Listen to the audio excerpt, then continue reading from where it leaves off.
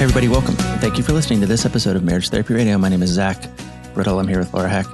If you've been paying attention, you know it's kind of a milestone time for Marriage Therapy Radio. This is our anniversary, 5 years together with you. Thank you so much for supporting us. Another milestone, apparently it's also the beginning of us having advertisements that are pre-read and inserted into the podcast. That was a little jarring for me. I know it was for you, but I appreciate you valuing our sponsors and supporting them. I think this week we have another ad from Manscaped. So I'd be grateful if you would help them, help us, help you just in advance. I really appreciate it. If you're paying attention to fantasy football, let's see. I lost this week. Laura won for the first time. There is one undefeated team yet still in our league. Nick and Sasha are beating everyone, including me this week.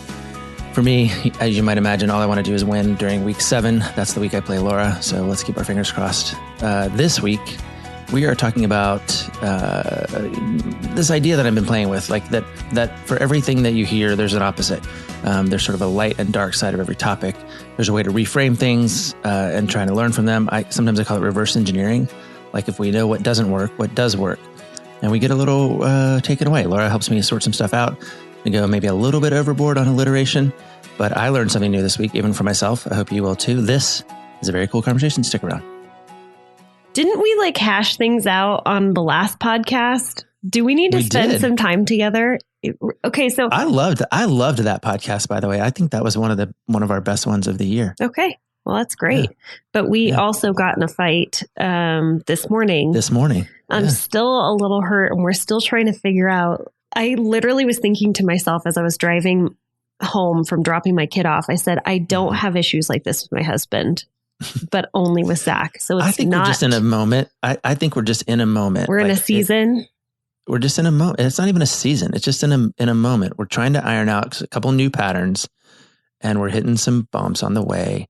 And I actually had a long conversation with clients yesterday who listened to last week's podcast and they wanted to talk about my relationship with you. They were like, this is what I think is how that works. And da-da-da. And it was therapeutic. It was good. It wasn't just like gossip or whatever, but they were like, why does some of it work? And why does some of it work? About me? No, I know. But like, you know what I mean? It's not like I was sitting there going, yeah, Laura's a pain in the butt or whatever. Like it wasn't that. It was more like they were saying how it's really helpful to hear us hash some stuff out. Yeah.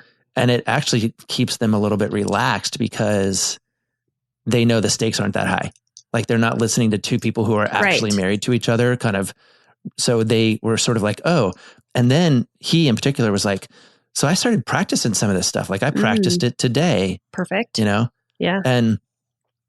But I do have some, I mean, I think, we have this sort of work wife, work husband thing going on and we push each other's buttons in specific ways. We have a perpetual problem and the stakes aren't that high. Okay. I think we need to go into it because just a little bit, because this is a little bit of a cliffhanger in that last week, we had some requests of one another. We were practicing the gentle startup, right? Yeah. And you had a request from me, or I had a request from you, which was, can you please include me on more emails so that I feel more included? I know what's going on.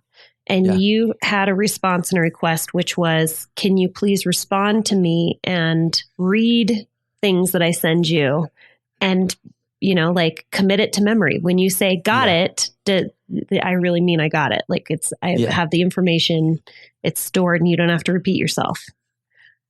So that was, we recorded that episode on Thursday morning. It hasn't even been 5. Okay. So that was a week ago, 1 week. It's a week ago. Yep. Tuesday morning, I sent you this text. Hold on. But I did say, I do well with verbal communication. You did say that. Yes. You did say that. To be clear. This was my experience though yesterday. This is why we got in a fight this morning. This was the beginning of our fight this morning. Oh, I didn't know that. Okay. Well, no, I said, if we have to record when your mom lands, is that going to work for you? Is that a non-starter? It's a future thing that was because we were trading some emails that I was including you on. And then yesterday, and I didn't respond.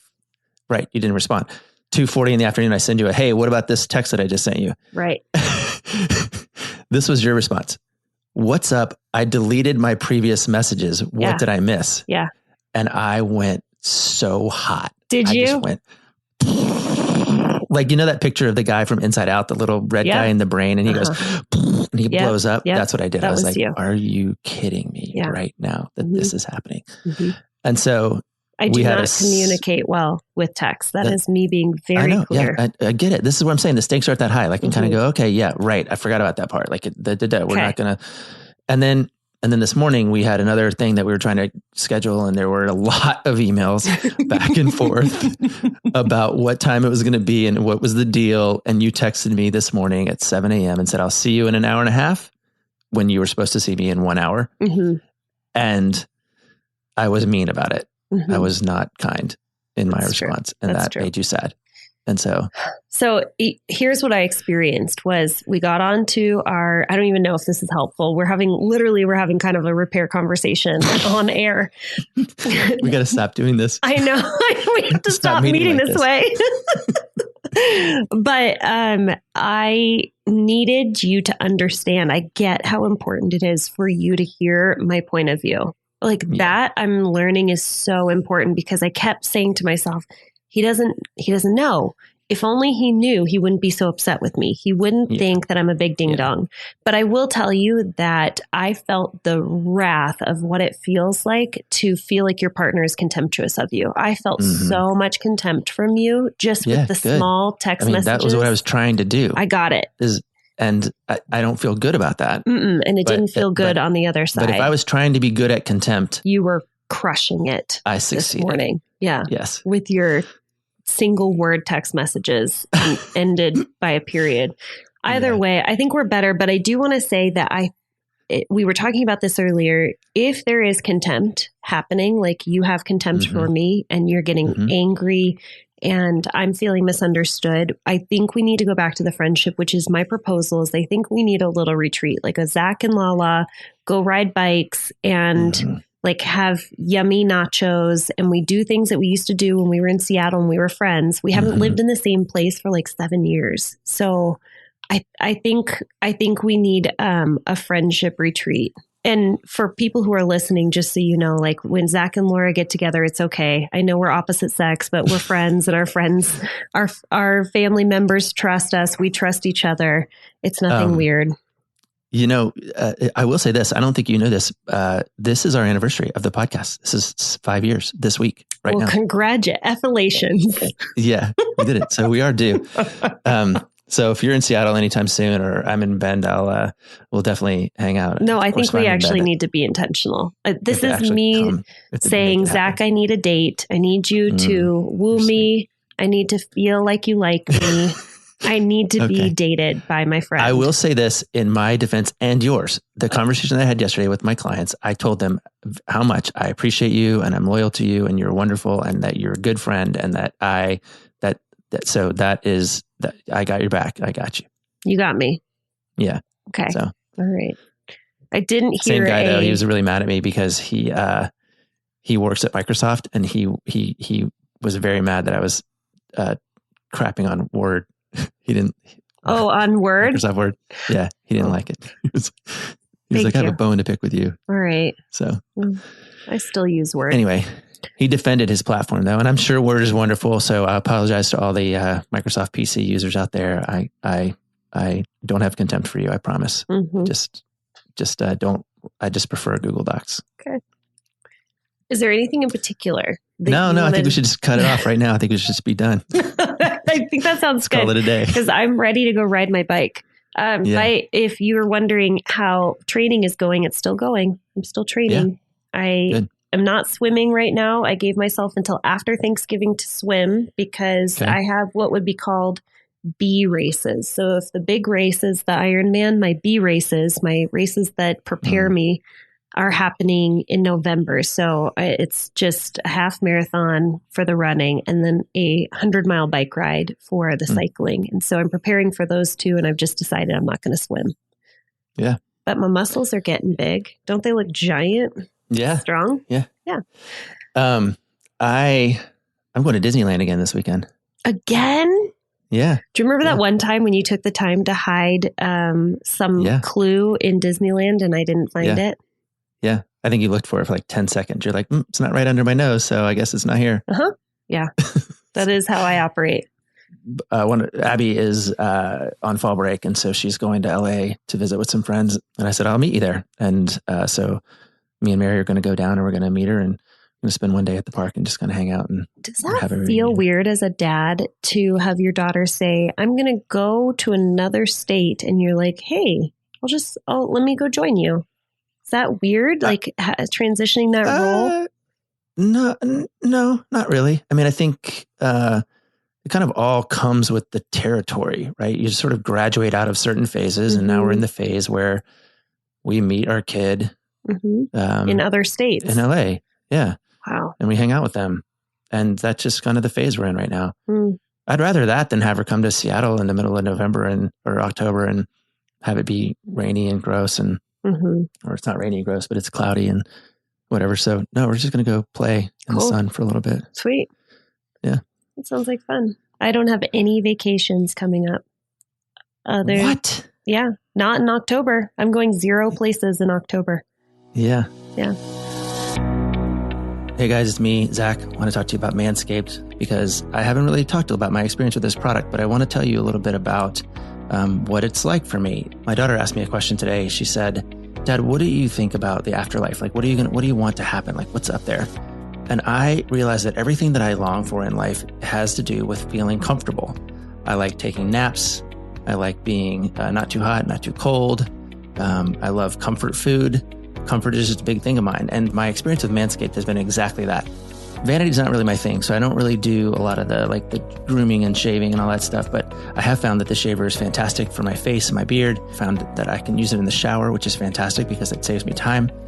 You know what I do love is all the lotions that come with it. They call them liquid formulations. They have a crop preserver, which is a ball deodorant to stay cool in the heat. It has soothing aloe vera formula.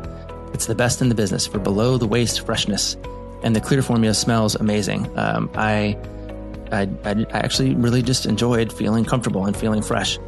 Manscaped has also got a couple of other tools in it. There's a trimmer. There's also one for your nose hair and your ear hair, which I've used many times. And I just think it's overall a really cool package. And I can imagine that those of you who maybe you are into vanity and that's your thing, it's definitely the way to go. They throw in a couple cool free gifts in their Performance Package 4.0. It's got boxers and a travel bag, which I think are both pretty great. But even if it's not your thing and you're into comfort, it definitely is something that I have found new and refreshing. And maybe it feels a little bit like heaven. Also, I'm a huge flip-flop wearer. I wear them almost 100% of the time in the summer. And they have a product called Shears 2.0, which is a luxury nail grooming kit. The kit includes stainless steel nail cutters, tweezers, and grooming scissors. So I say go for it. Check out the Performance Package. It's worth it. You get 20% off and free shipping with the code MTR20 at manscaped.com. That's 20% off plus free shipping with the code MTR20 at manscaped.com. I found it. I do wonder about like what to talk about, and I think I have been writing down things a lot. I found myself, I'm in a new kind of generative phase of thinking about metaphors and framings. And so I don't know, I could try a couple of them out. One most recently right now is the idea that there are things that we do. I have one that's easy. I wonder if your brain will come up with another one, but there are things that we do where we talk sometimes about the emotional bank account, right? And so the emotional bank account is you are filling things up or you're taking things out, right? So like we've had this morning sort of a notion of like sort of this is what fills me up, this is what takes me out.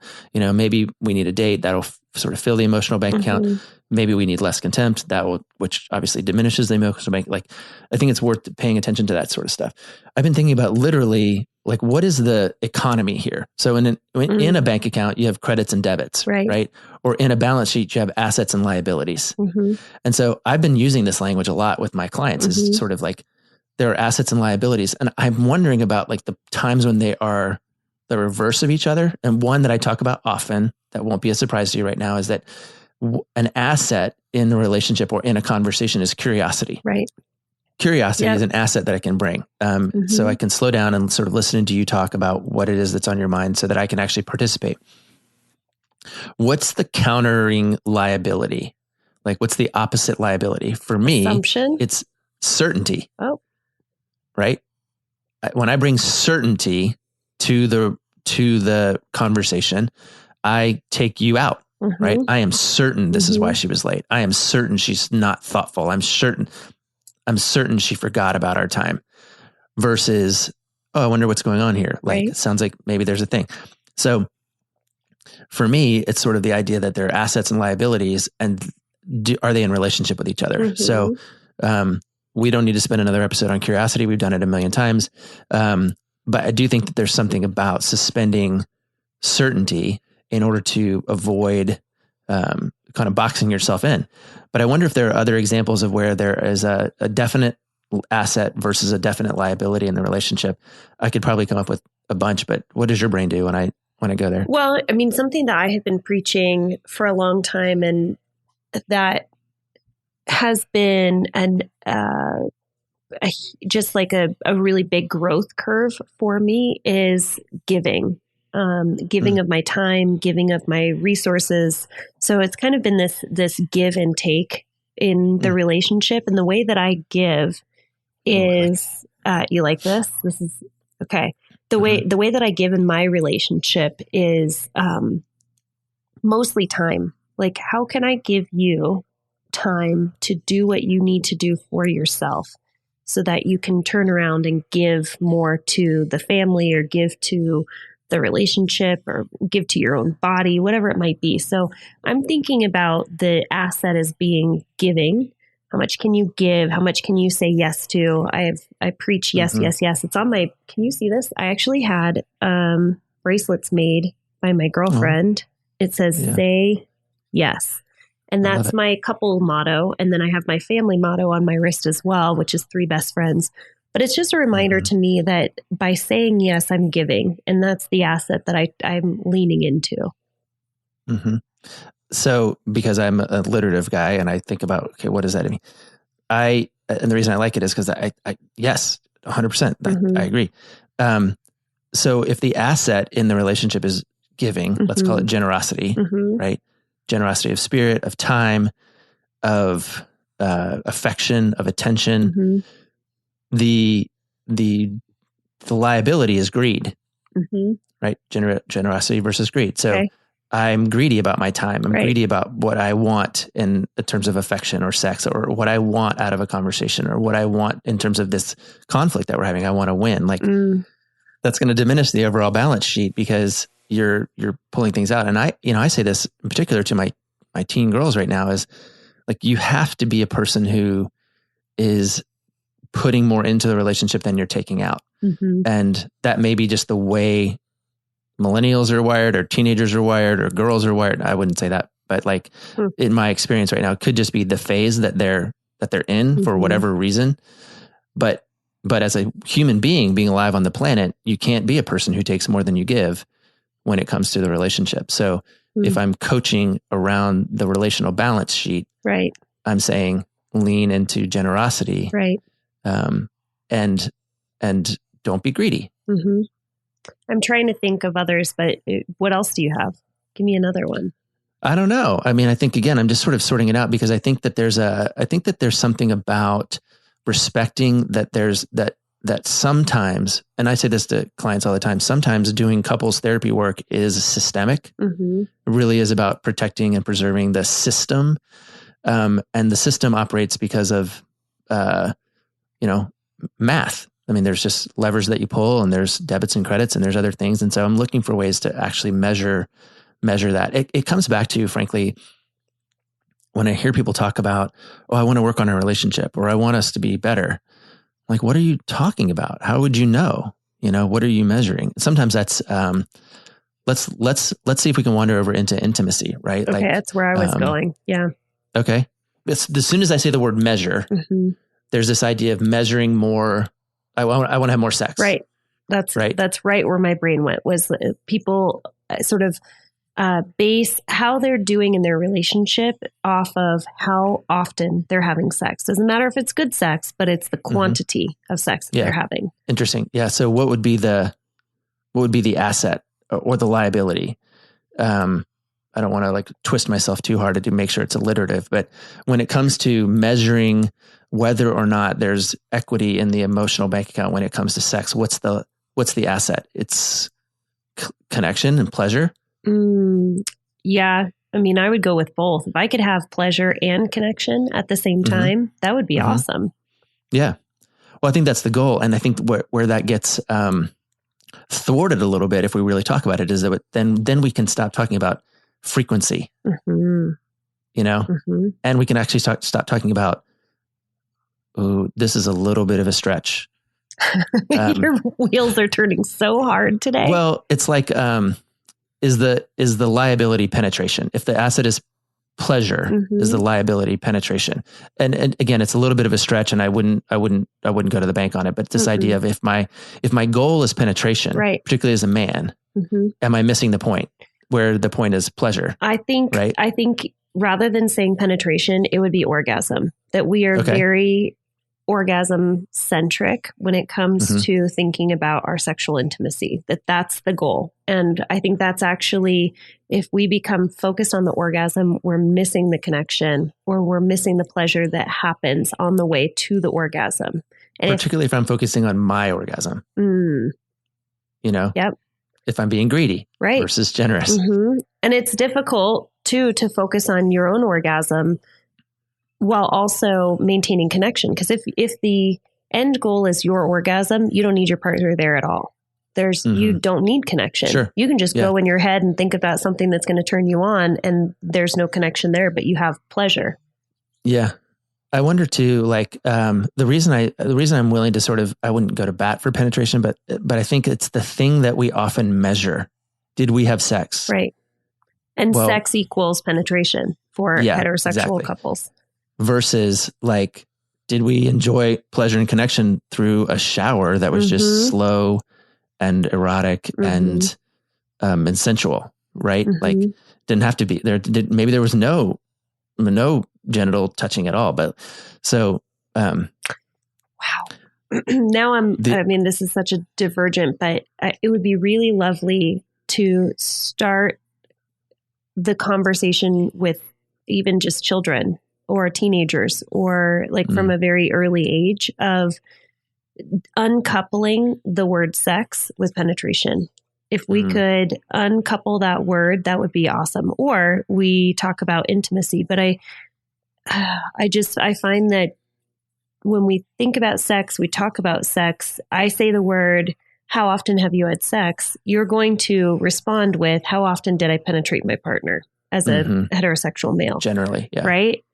Versus, I remember as a teenager really kind of going around in my head, like, what does sex mean to me? If I want to be a virgin until I'm married, then what is how sex? far can I go without actually breaking the letter of the law? Yeah. Is sex pleasure? Is sex being aroused by another person? Is sex thinking about arousing thoughts and orgasming in the presence of another person? Is it individual? I mean, it is an interesting idea of kind of uncoupling that. Well, we've talked to Tina Shermer Sellers before, and that's kind of her big target, is pleasure and connection. I like it as a construct. I use it a lot.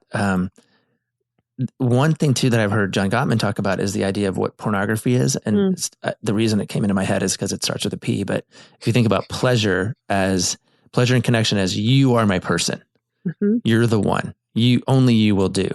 The way John sometimes speaks about pornography is it's built around the idea that anyone will do. It's not you, it's anybody. Anybody can get me where I need to go, and I can just select from a menu. Literally, sometimes, like, I can just kind of scroll through and go, oh, this is the one I'm going to use today to help me. So there's something about the asset being highly personal and the liability being pornographic in the way I'm describing. Not necessarily like that it's explicit, but that it's just kind of anybody will do. It's very, very cast in net. I don't know. I'm definitely bending over backwards to make that happen. But I do think that we have to understand that there are always light and dark sides of the coin when it comes to the way we're interacting with people. Even this way, like, I can think about the 4 horsemen, 3 of them in particular, that are skills. Like, as a defensive person, my defensiveness is a skill. It protects me from a lot of things until I use it to wound. right? Criticism is a skill. Criticism is an ability to look at a situation and go, this situation is not right. And I need this situation to be different. Just having a critical eye. Totally. It's great until I use it to wound my partner. Stonewalling is the right thing. Stonewalling is I'm exiting a toxic situation because I'm overwhelmed.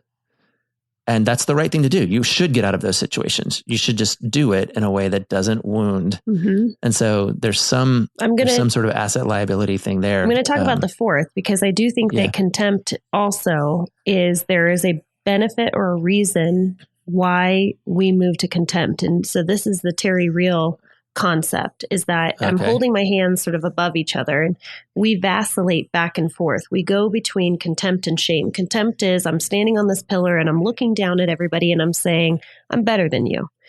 Shame is falling off the pillar into a deep, dark hole and saying, everybody else, I'm the worst and everybody else is better than me.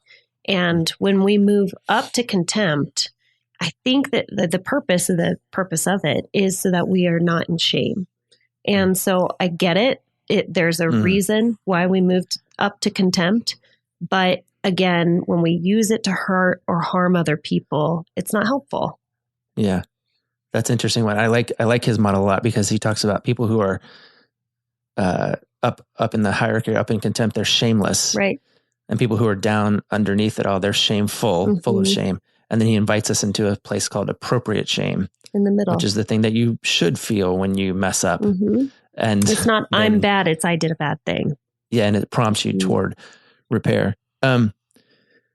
Yeah, I think, anyway, this is, in terms of just like kind of where my head's at and what we're thinking about, I think part of what I'm constantly trying to do is figure out what's the converse, particularly of the negative, because they both show up and they're both curiosity is so close to certainty in a moment. Greed is close to generosity in a moment. Pleasure is close to orgasm in a moment. It's like a kind of a thing that we need to pay attention to and play with. And so, yeah. I like talking it out. I think the more we talk about it, the more you start to, I'm pretty sure you're going to have this conversation 9 more times with the couples in your office. Totally. Yeah. I hope it's helpful to them.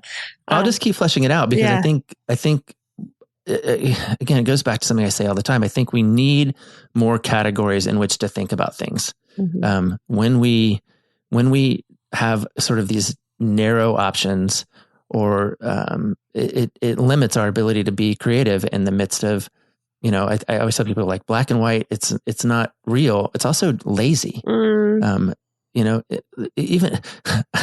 Even when I'm cross stitching, I think I told you this already, like cross stitching, like there's all these like colors that you can kind of choose from. And it really does speak to the creativity of the designer or to the artist or whatever. And I think we need to be people who are willing to think about things that we are encountering day to day, but through new lenses. So I don't know. The lens I chose this week and the lens I'm kind of fixating on right now is the idea of the balance sheet, and how things kind of either drive up or drive down the emotional bank account in the relationship. And I don't know, it's got me thinking. Hey, toward that end, what I would want to say is I hope that I have appropriate shame about me being snarky to you today. I'm not shameless about it. I'm not actually going dark about it to myself. I'm not a terrible person, but I do know that I can speak to you more gently, and I can promise to do that. Did you notice my repair statement that I gave you? Can you please be more gentle with me? Can I hold on. I have to just tell our listeners, like, this is the also, Zach. You're welcome. This is the Zach that comes out. So we had an exchange and he was being real snarky, right? And he knew he was like intending to hurt. And I replied with, please be more gentle with me. It's 7 a.m. in the morning. Okay. Yeah. Then he goes dark and he stonewalls me. No response. Well, then I got in the shower. Okay. All right. No need to be defensive, but more context. No, I'm just saying that is what happened. Okay. Yeah. So then I don't get on our thing. I'm 5 minutes late. Our scheduled 8 o'clock call. It's 8:05. And he says, can I be gentle with you now that it's 8:05 and you're not here? No, it says, can I be less gentle with you? No, just, can I stop? Can I stop being? Oh, can I stop being gentle with you? Oh my gosh. That was very mean. And what I'm saying is, I'm sorry about that. Okay. And I want you to know that I don't intend to be mean to you. In my household, we close the loop by saying, I accept your apology. And my request is that I think we need to work on our friendship so that we encounter less hurdles. So I believe that there will be some kind of a burger tour happening between. Why don't you come to Disneyland? Just come meet us in LA. Me and Abby and Mary, we can all hang out. That's a little bit farther than I wanted to go. Is it further or farther? Farther? Either. You can have either one. I can? Yeah. Okay. That's a little farther than I wanted to go, but I will drive to Seattle for you. Okay. Burger tour. That sounds fun. Doesn't that? I figured you would be into that. Yeah. Is that a real thing or did you just make it up? No, I just made it up. We would just go and taste a bunch of different burgers. To me, that's what friendship means. We'll ride some bikes, we'll eat some burgers, and we'll make up, and we'll probably be good for like, I don't know. I'm just looking to fill 7 years. Yeah, 5 more years of the podcast. Hey, happy anniversary. And thanks for listening, all you Marriage Therapy Radio people out there. And if you're new to the podcast, I welcome you. And this is along for the ride. This is real life, folks. Okay. Oh, man. You're supposed to say we should land this plane somewhere in there. I probably shouldn't forget on our 5th anniversary, huh? We should probably land this plane. This plane, get some burgers. Thanks for listening to this episode of Marriage Therapy Radio. Happy 5th anniversary to Zach, even if sometimes I don't feel like celebrating him. But I will tell you, we are working out in real time using our therapy skills to keep this relationship going. So continue to join us. Write us reviews about how awkward and uncomfortable sometimes it is to listen to us repair on air in real time. Thanks for all of your time and attention, making your relationship better today than it was yesterday.